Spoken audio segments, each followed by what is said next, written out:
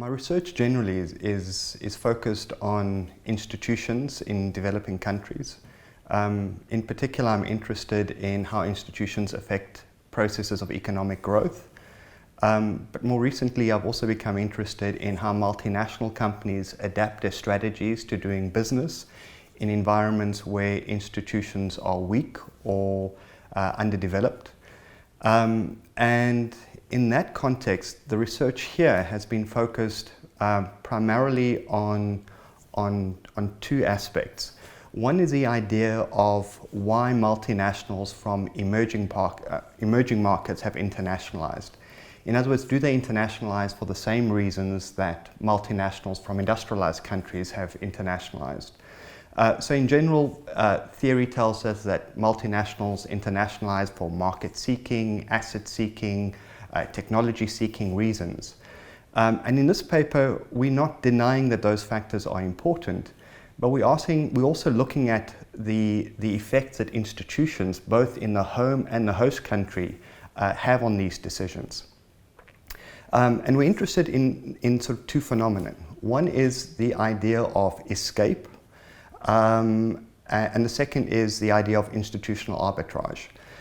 So escape is really a condition in which multinationals are escaping their local conditions because of institutional instability. So they're actually they're internationalizing to get out of their home country locations. Institutional arbitrage is really what we're most interested in. And what we're suggesting here is that there is sort of a midway between escape and internationalizing for other reasons, and that is this idea of arbitrage. And so what multinationals are doing is that they're fundamentally arbitraging institutional conditions between their home and host countries.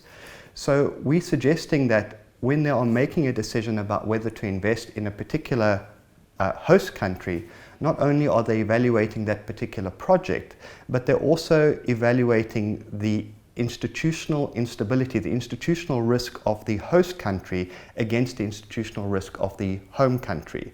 And so there's a sort of general equilibrium issue here that if institutional conditions in the home country actually deteriorate, we're suggesting that multinationals are less likely to take on additional risk in countries which have higher levels of instability.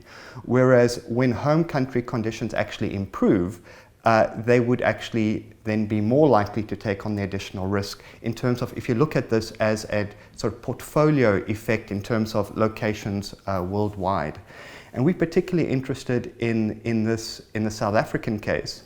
And so we're using longitudinal data for South Africa from 1956 to 2012. We're examining sort of the different phases of internationalization that South African multinationals have gone through. My stay at CEU has been really productive. I must say, sort of the staff have been fantastic. The facilities are outstanding. The scholars that have been here as part of this fellowship have really been superb. So I found sort of really a community of scholars here in which I can share my ideas. The choice of seminars for me to attend on a weekly basis sometimes are just completely overwhelming. And so this has really been the ideal setting for me to complete my research. And I would really, really recommend this to anybody thinking about applying for this fellowship.